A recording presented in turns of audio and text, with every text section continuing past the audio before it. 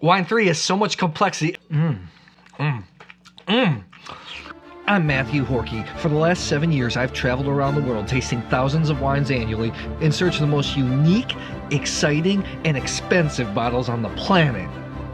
For a long time, one of the benchmarks for great wine was its ability to improve with bottle age. Nowadays, with our attention span being less and less, it means our patience is less and less. And a lot of people don't want to age wines. They want to drink it and enjoy it now. Not a lot of people can afford to build out a cellar. I mean, look at the price of housing. They don't have space. They want to buy a bottle off the shelf, take it home, and drink it tonight. With the popularity and arrival of New World wines, that kind of put some of the European producers in a conundrum. Do you continue making wines that are built to not be as enjoyable now but improve with time, or do you change some of the techniques in the vineyards and in the cellar to make wines more approachable right away? Drinkability is something that's overlooked. Everybody wants a wine that they can enjoy right now, but a lot of people still enjoy the flavors of a mature wine. They just really don't want to wait. And then that puts a lot of pressure on the producer. Does the producer just hold the wines back, hold them in the cellar? That's years of the producer's not making money. I have to say, when I really started to get into wine hardcore, I used to love aged wines, sometimes over mature wine. Lately, I find myself liking younger wines. Maybe the pendulum will swing and I'll start to love aged wines again. I have to say, especially with red wines, I'm more disappointed with aged wines than I am pleased. I think the most magical experiences with aged dry wines are whites or sweet or fortified wines. With younger red wines, you're going to get those beautiful fresh fruit flavors that are pretty precise. As red wines start to age, they start to lose color. You start to get mushroom, maybe more tobacco type notes, cedar, a lot more earthy notes. The fruit starts to fall off. The fruit usually ends up shifting from fresh fruit to more dried fruit flavors, although that's not always the case. And like I said, I've been disappointed with aged red wines more often than I'm impressed. However, when you do catch that bottle at the right place at the right time, it's like catching lightning in a bottle. Boom, it's like an insane high. It's super addictive. It's really quite moving. That being said, we have here one category of wine that I think drinks great now and has the ability to age with time. There is an aging requirement with this category of wine, but producers sometimes hold back the wines a little bit longer than they're required to. Like here today, I have 5 different vintages of this wine, and a lot of these are current releases of the producers. 2019, 2018, 2017, 2016, and a 2015, which is this producer's current release. This category of wine is super dependable for me. I'm usually never let down. Let's taste the wines. Let's see if the older one shows well or the younger one shows well. Who knows? It's not the same producer. I just thought we'd have a little bit of fun. You ready? I'm ready. Let's get tasting. As always, tasting out of my Gabriel Glas Standart edition. I absolutely love these glasses. Great for whites, reds. Look at the shape. Universal glasses. I have a link in the description below. It helps the channel out a lot. If you purchase with that link, I appreciate it. I'm not going to tell you what this category of wine is until the reveal. Ready? Let's go. Wine 1 smells like it'd be on the fresher spectrum. Maybe not the 2015, although hey, I may be wrong. A lot of red fruit, dried strawberry, sour cherry for days. Cedar, tobacco, a little bit of smoke. Complex. Maybe it's not the youngest. Tannins feel a little bit different as they mature. They become a little bit grainy. They kind of massage the palate.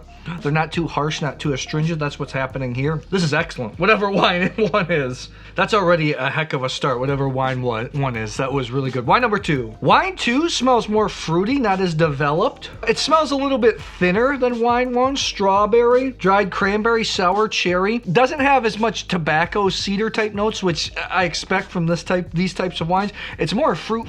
Almost reminds me a little bit of a Cru Beaujolais. It's fruity up front. It's a little bit thinner than wine 1. I feel like wine 2 maybe doesn't have as high of quality. With some of these wines, unless it's super young, I want a little bit more development, a little bit more of those mushroom type notes. Wine 3 smells developed. Now we're talking about cedar. Now we're talking about mushroom. And now we're talking about tobacco. Licorice, it's floral. It's a really pretty wine. Wine 3 is the most developed, but the tannins are still quite aggressive. So you're gonna need steak with this type of wine. Beautiful flavors, complexity. The only thing for me that's keeping it from like ridiculous greatness is the finish.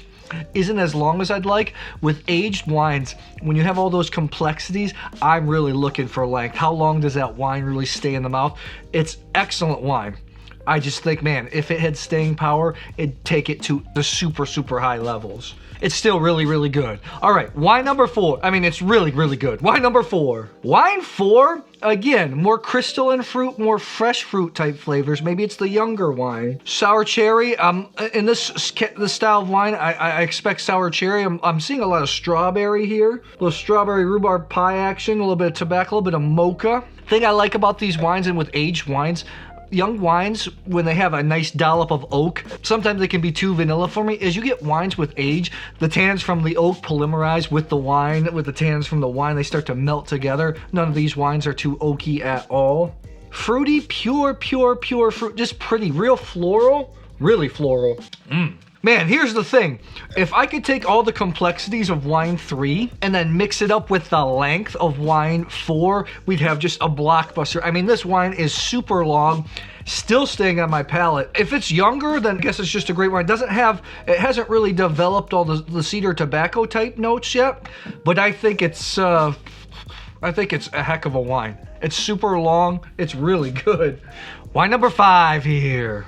I think wine 3 is the oldest so far. Wine 5 just shows to me a lot of balance.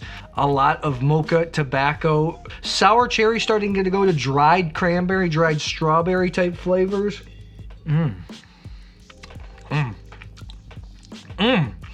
Wine 5 has the highest acidity out of all these. On the back end, I wish the fruit would follow. The acidity really, stretches out the palate, but the fruit doesn't all follow along. If the fruit really fell down the whole way, we'd have a hell of a wine. Once again, since these wines are really good wines, they're thought-provoking wines, I gotta taste it again. That might be the second oldest wine. Wow, this is hard. I gotta taste a couple over again just to double check here. And here's the thing with the wines. Maybe I should retaste all of them. These wines are really starting to grow in the glass. Wine 3 has so much complexity. Again, God, I just want more length on it. That's what's holding it down from like ethereal greatness. Okay, you ready for the reveal? Let's find out here. I only had one wine here that was not 90 points. Everything else was really good. Some were hard to kind of pinpoint because they're all different vintages, so they're at different stages of their evolution. These are wines that are going to go great with pastas, braised meats, I'm telling you. Let's do the reveal, and then you'll see what the wine is, and we can talk a little bit more about the wine style. Wine 2 is fresh fruit. It was a little bit, more medium body, more thinner, maybe a lower quality than the other 5, maybe. I don't know. We'll see here. I thought it was good wine. I still gave it 89 points, but the other ones all here were well above 90. Let's take a look. This is the second oldest wine. This is the Castello di Gabbiano Chianti Classico Riserva 2016. Only 19 bucks. So for a Chianti Classico Riserva, maybe it's not as concentrated as these other ones. 2016 is a great vintage though in Chianti Classico and all of Europe. Chianti Classico Riservas. In Chianti Classico, you have the Annatas. These are the base wines. They need to be aged at least 12 months after the harvest before they're released. Chianti Classico Riservas need to be released at least 24 months after the harvest. Some producers wait for years until they release theirs. They have a wood aging requirement. That's why I really like them. And then you have the Gran Seleziones. Those need to be released 30 months after the harvest. Those are technically the producer's best wines, the best parcels. However, I find a lot of time Chianti Classico Riserva is where you find the value. So now you know what the category is. Now we start moving into some pretty serious wines. Number 5 here, I thought is the second oldest wine, but obviously I'm wrong. This is the second oldest here. It's long, it's balanced, the acidity really stretches out the palate. I gave it 92 points. I think it's an outstanding wine. Remember I said I just want the fruit to follow with the acidity that would take it to higher levels. Again, I'm being picky here. When you're tasting critically like this, sometimes you're a little bit overly critical. It's my job to look really, really close, but sometimes you look too close and maybe do you become too critical? I don't know. I don't know. 92 points. Wow. And this wine I usually think is the producer's best wine. This is the Felsina Chianti Classico Riserva. This is the Rancia. $40, 2017. I have to tell you that this wine usually ages extraordinary. Warmer style of Chianti Classico. Still a really good wine. 92 points. All right. Let's move on. 5, 4, and 3 were so close. Like I said, 92 points. Wine number 4, 92 plus. This had all the length I want, just didn't have the complexities of wine number 3. It's floral, it's pretty, it's long, 92 plus points. This is the La Sala del Torriano Chianti Classico Riserva 2018. So we have here the second youngest wine here. This is a weird pricing scheme, $50 in the US, but I think it's in Europe, it's like $25, which I think is a good buy at that price.